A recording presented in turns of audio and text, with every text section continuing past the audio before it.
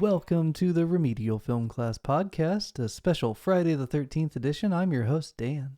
And I'm Travis. And I'm George.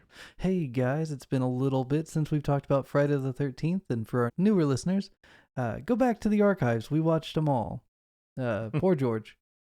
He had no idea what he was getting into. But we love those movies, and I love the original, and it's out on 4K.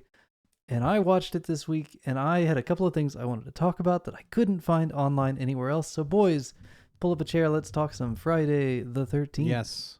Get on your soapbox, Dan. Let's hear it. All right, so here is my soapbox. Guys, I've never seen this movie in 4K. It just came out this fall. I watched it on my giant theater screen all by myself so I could pause and rewind as much as I wanted to analyze the new detail. Guys, I want to talk about the scene at the beginning of the movie, and this is really the long and short of it. It's going to be a quick episode, but I think you're going to find this riveting or a big waste of time. Hit me in the comments if this was a waste of your time.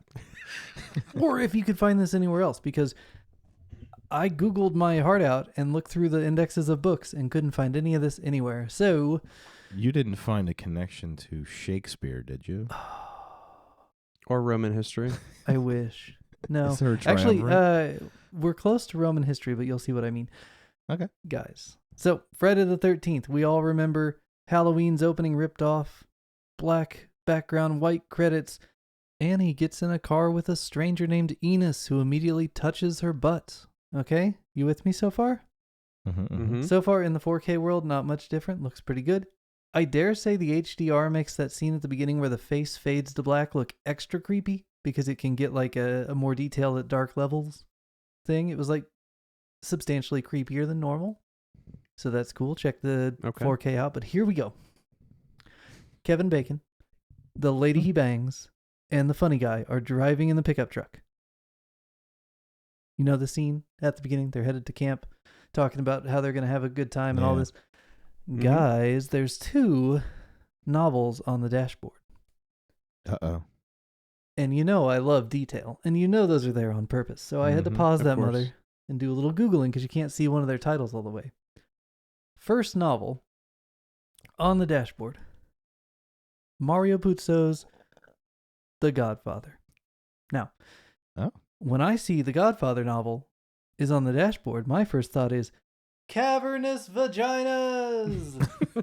Yeah, that was my first thought. Because that book, if you've not listened to our Godfather episode, contains an entire plot about a giant vagina. I wish that was made up. Sonny was the only foot that could fit that glass slipper. Right. Wow. Actually, you know what? I'm biting my fist right now. Honestly, guys, if that was the extent of the B plot, I would be like, that's in poor taste. And it's referenced in the movie when the lady at the beginning shows how big his dick is with her hands like a $5 foot long. The idea that the second half of that book involves a plastic surgeon, not in any of the movies, reconstructing her vagina to fit his penis for his own personal use, that's pretty messed up. Yes, that's not a bad. big fan of Mario Puzo's The Godfather. How much book. did we discuss how much of a tragedy it is that that's even part of lore of Godfather? It's like just any like of that. I know we're not big so fans sad. of censorship, but couldn't we just have somebody go in there and snip out give that subplot of vasectomy or something, get it out of throw it in the trash, move anyway. Should guys, not be there. Mario, what were you doing, brother? Imagine though, it'd be like if we got famous for this podcast and people were like, hey, we've heard the Sleepaway Camp episode. We'd be like, damn it. But we can't take it down because it's got so many hits. Yeah. And the Hysteria Continue guys liked it. And it's got Aaron. And Aaron's there. We can't. Okay. Yeah, we can't. So why is The Godfather in Friday the 13th? Did Sean Cunningham think he was making cinema on the level of The Godfather? Probably. Well, I don't know. Maybe. Honestly, I don't know Sean Cunningham that well. But you know that part in The Godfather where he sees Sonny in the funeral director's office. He's calling in his favor. And he says in that perfect Brando that I can't do. It's when he says, look how they massacred my boy. Oh, right. Look how they massacred my boy. So look how they massacred my boy. Yeah. So that's fun. A little hint of what's to come in the plot of Friday the 13th. Spoilers for the original Friday the 13th if you haven't already seen it. Guys, what are you doing listening to this? Go watch Friday the 13th in 4K and then come back and hear the rest of this. Watch it on Friday. So that's pretty cool, right? I mean, look how they massacred my boy. The story of revenge after the murder of a child, right? Yeah. Mm-hmm. In Friday the 13th. Damn. Anyway. I like it. I'd never noticed that before. The other book is tricky. It's clearly a paperback. You can see the name Alistair MacLean, and you can see Night with End. So I did some Googling, and he does have a book called Night Without End. The word end is obstructed by the windshield wiper. So you just can't see it on the thing. So I'm like, Night Without End, Alistair MacLean. Now bear in mind, too, the working title of Friday the 13th was A Long Night at Camp Blood. And we've talked about how Camp Blood is a reference to Bay of Blood by Mario Bava. So is this book where the long night part comes from? This Night Without End? I've never heard of this book. So I did the thing every high school student does when they have to learn about a book they haven't read. I went straight to Wikipedia. Well, we had Cliff Notes. Yeah. I mean, that's the same thing. But the basic plot seems to be that a British airliner crashes in Greenland and the surviving passengers are taken in by like Arctic researchers. So it sounds a little bit like The Thing at that point. But there's two criminals and, bad murders and stuff happen. Anyway, let me just read you a little bit from the Wikipedia entry so that I get my facts straight on this thing. Quoting from Wikipedia here. Finding that killing the entire group is not possible, the criminals initially take the survivors with them, but soon abandon all of them except for the stewardess for whom Mason, some character, has developed a romantic attachment. Skipping ahead a little bit here, a chase ensues across the Arctic landscape to the shore where a trawler waits for the criminals, but the intervention of the Navy on information from Hillcrest, whoever that is, frightens off the trawler. The criminals are surrounded, and after bitter hand-to-hand struggle, the secret device, something, secret hostages, who cares? The first criminal is killed. However, the second is still on the go, having himself and the stewardess locked up in a fast-moving glacier. God, this sounds terrible.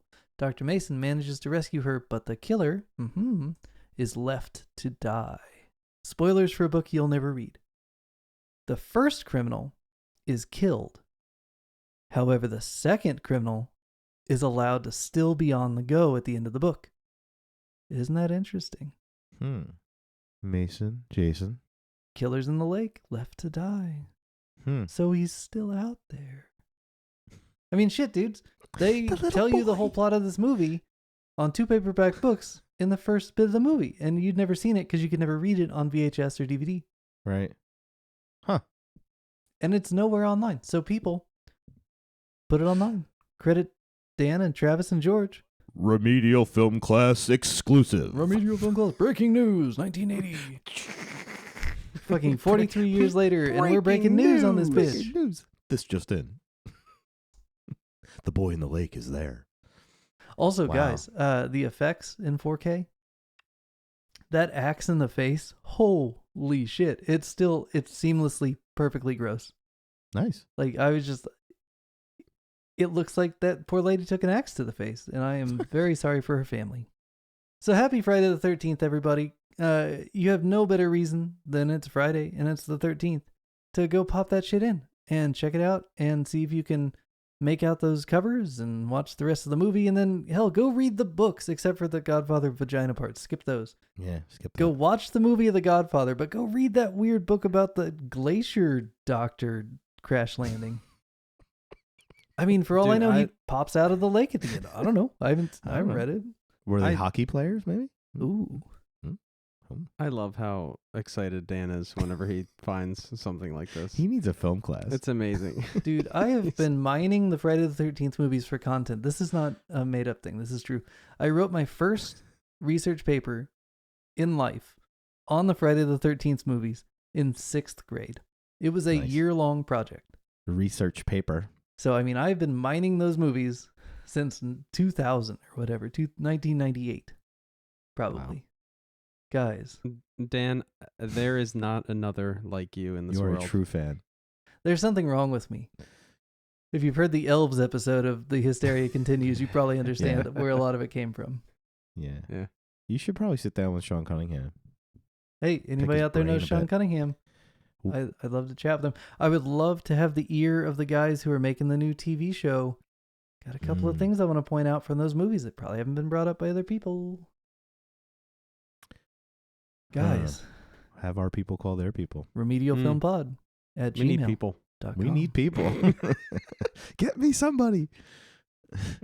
Surrounded by assholes. He's an asshole, sir.